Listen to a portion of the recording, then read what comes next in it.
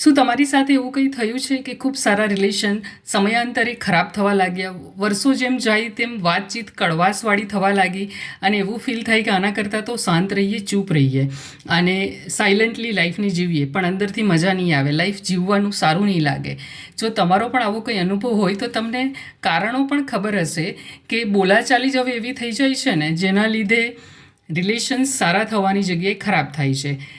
એને મેનેજ કરવા છે રિલેશન્સ, તમને એવું સ્કોપ દેખાય છે કે સારા થઈ શકે છે, પણ ખબર નહીં કઈ રીતે કરવા. અને એ કરવા માટે એક કળા કામ લાગે છે, જે છે વાત કરવાની કળા.